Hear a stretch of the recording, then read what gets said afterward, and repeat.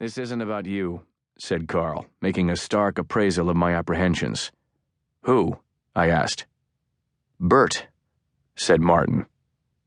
For going on 2 weeks, my partner Bert Kamen has not appeared at the office. No mail from him, no calls.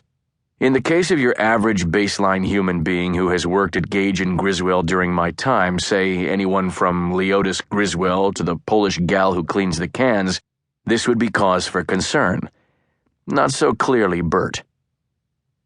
Bert is a kind of temperamental adolescent, big and brooding, who enjoys the combat of the courtroom.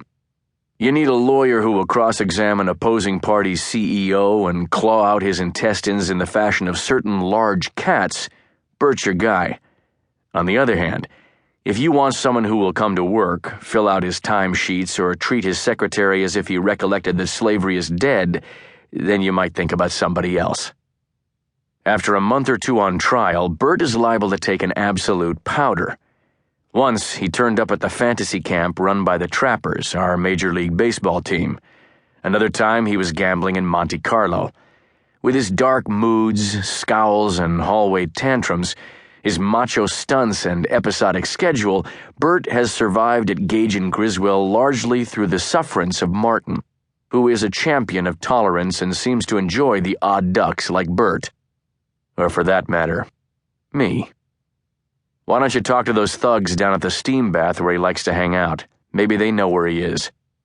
I meant the Russian bath.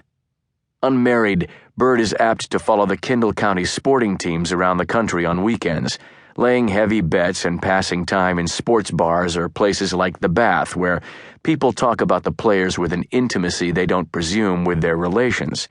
He'll show up, I added. He always does. Pagnucci said simply, "Not this time." "This is very sensitive," Washthale told me. "Very sensitive." Wash tends to state the obvious in a grave, portentous manner, the self-commissioned voice of wisdom. "Take a look." Martin shot a brown expandable folder across the glimmer of the table.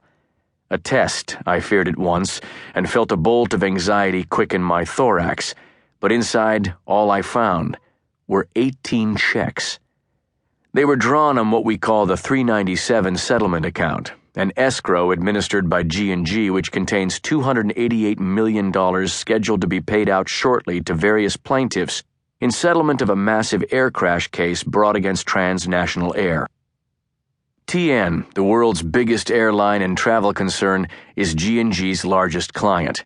We stand up for TN in court. We help TN buy and deal and borrow.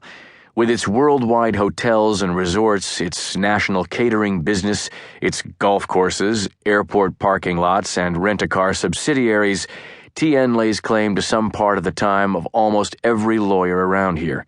We live with the company like family in the same home, tenanted on 4 floors of the TN Needle, just below the World Corporate Headquarters.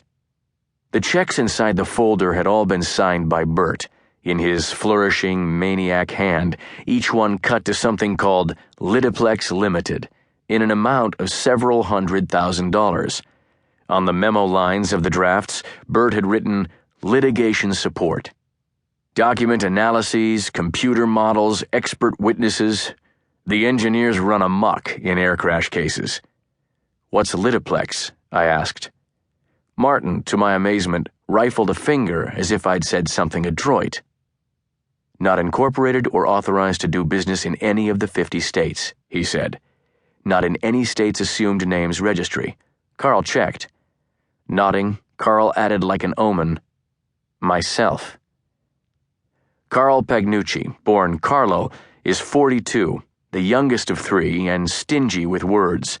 A lawyer's lawyer who holds his own speech in the same kind of suspicion with which Woody Hayes viewed the forward pass. He is a pale little guy with a mustache like one of those round brushes that comes with your electric shaver. In his perfect suits, somber and tasteful, with a flash of gold from his cufflinks, he reveals nothing. Assessing the news that Bert, my screwball colleague, had written millions of dollars of checks to a company that didn't exist, I felt some peculiar impulse to defend him, my own longtime alliance with the wayward. Maybe somebody asked